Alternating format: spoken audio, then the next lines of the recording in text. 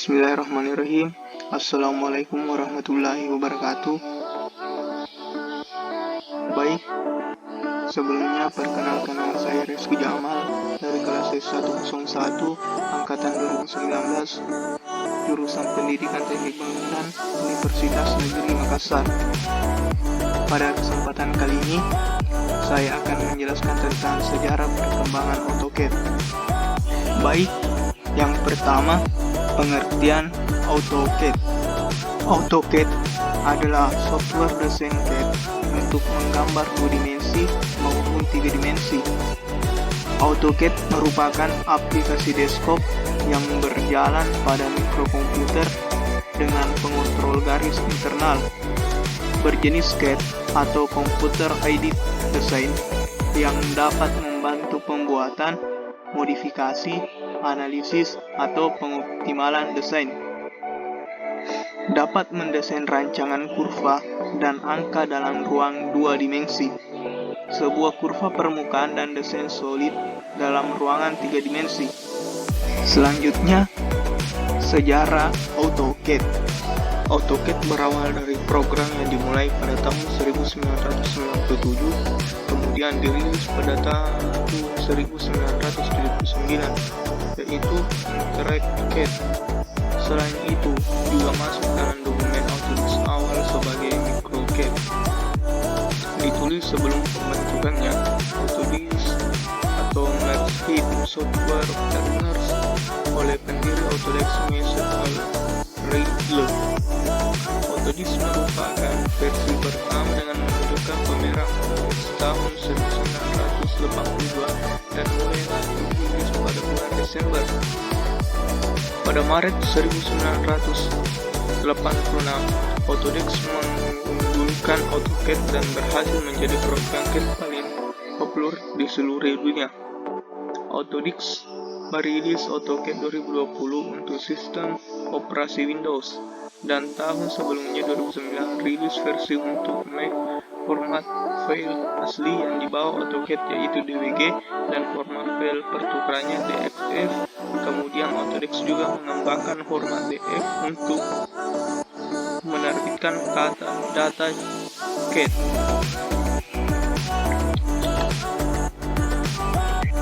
Selanjutnya, untuk tahun 1960-an, seorang insinyur Prancis, Pierre Bézier, menciptakan karya matematika dengan pengembangan Unirsu untuk desain industri otomotif dan suku cadang. Unirsu menjadi basis kerja perangkat lunak CAD pada generasi berikutnya. Tahun 1960-an, membawa CAD menjadi aplikasi komersial pertama dalam perusahaan besar otomotif, dirgantara, serta elektronik. Tahun 1971 menjadi peristiwa penting berpengaruh dalam pengembangan CAD adalah didirikan MCS INC atau Manuvertasi and Konsultasi Service oleh Patrick J. Hanratty. Yang pertama, pada tahun 1949, pengembangan perangkat lunak meliputi servomotor yang dikendalikan oleh pusat. Kemudian, pada tahun 1951, komputer digital mengkoordinasikan transformasi ke vektor terkait radar komputasi. Selanjutnya, 1 tahun yang akan datang, tepatnya pada tahun 1992, proses matematika grafis membuat objek dengan desain digital. Dan pada tahun 1953, peneliti MIT Douglas D. Coase melihat peralatan tampil interaktif menggunakan operator radar. Selanjutnya pada tahun 1970 sampai 1980-an.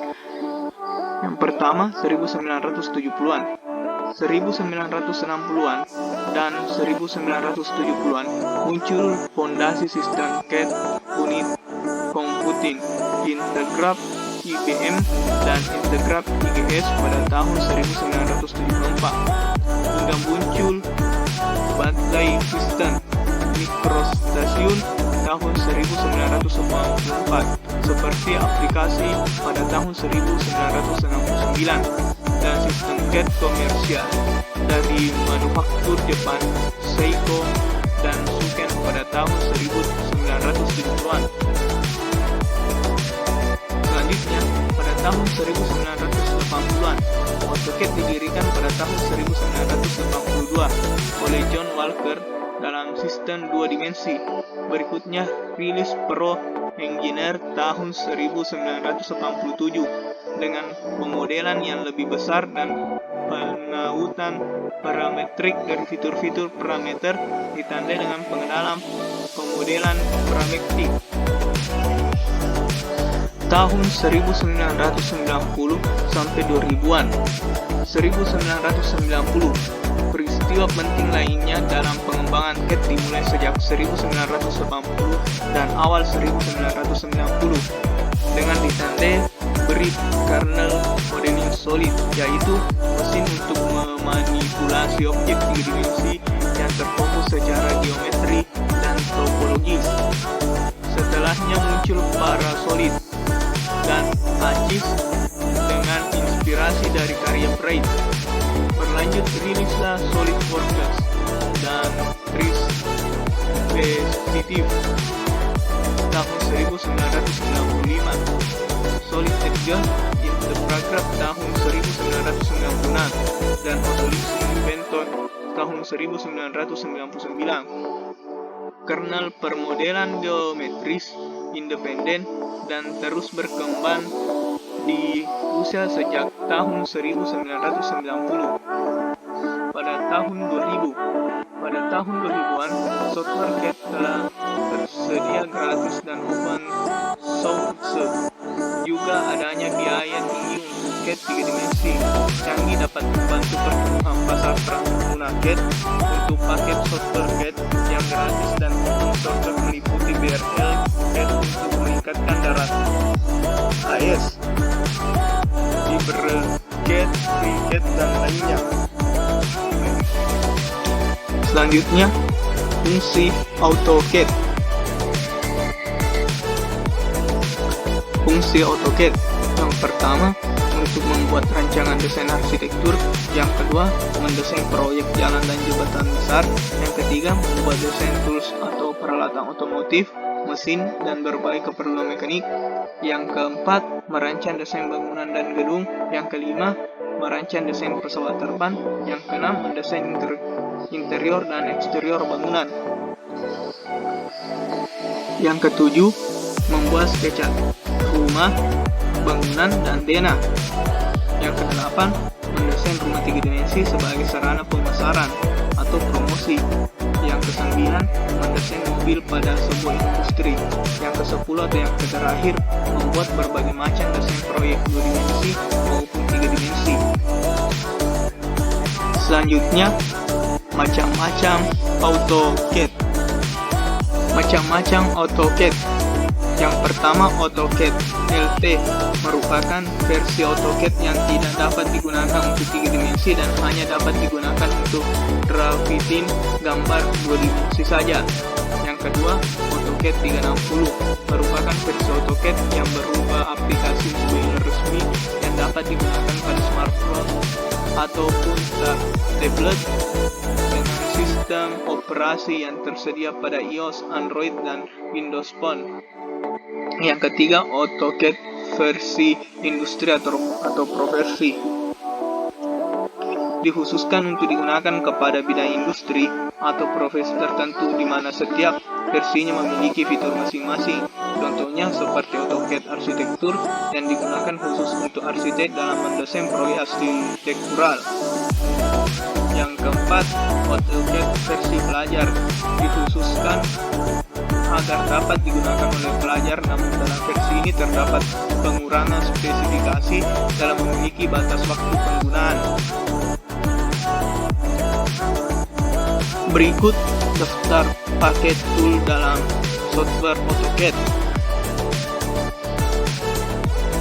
Yang pertama, arsitektur toolsheet atau alat arsitektur.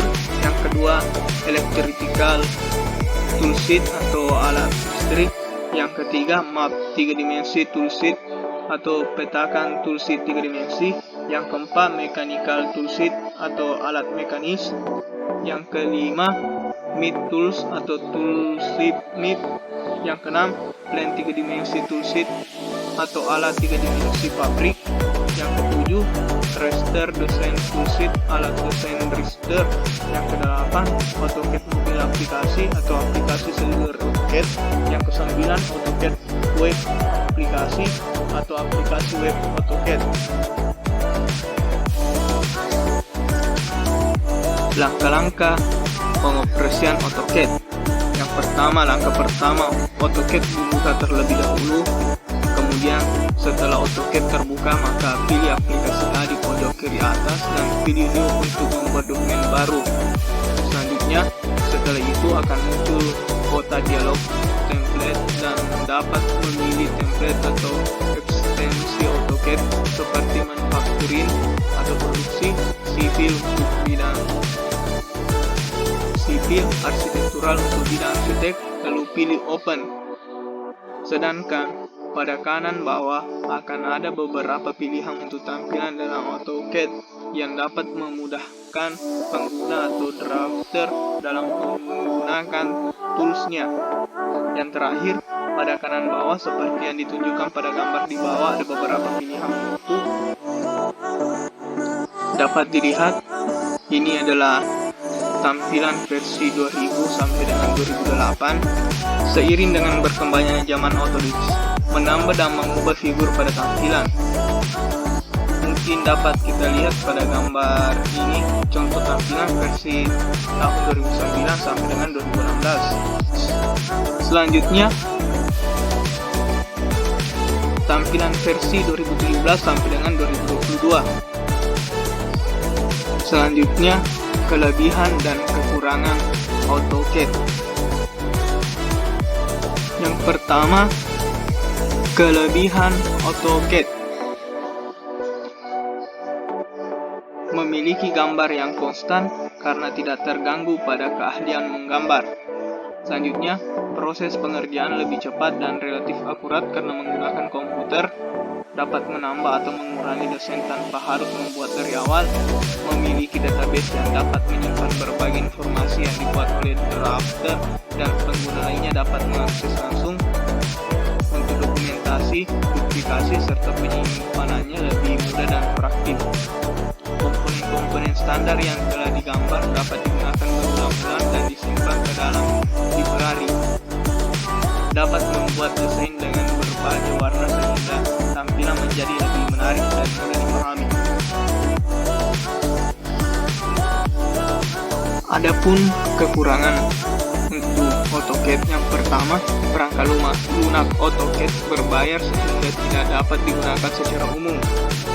Memiliki fitur yang lebih kompleks sehingga perlu waktu untuk mempelajarinya. Memiliki kebutuhan pada head drawer yang lebih tinggi. Pada infrastruktur pendukungnya harus memadai seperti untuk melacak gambar dalam ukuran besar perlu printer atau plotter. Cukup rumit dalam struktur file, hasil penggambaran file database atau definisi database dari AutoCAD. Memerlukan beberapa perangkat lunak lainnya pada bagian konstruksi yang akan dibuat karena memiliki alur dari proses desain yang rumit. Masih asing di antara para drafter atau desainer kapal karena AutoCAD cukup rumit dan perlu pelatihan, sedangkan pelatihan AutoCAD tidak murah. Mungkin itu yang dapat saya paparkan atau jelaskan. Lebih dan kurangnya mohon dimaafkan. Wabillahi taufiq wal hidayah. Assalamualaikum warahmatullahi wabarakatuh.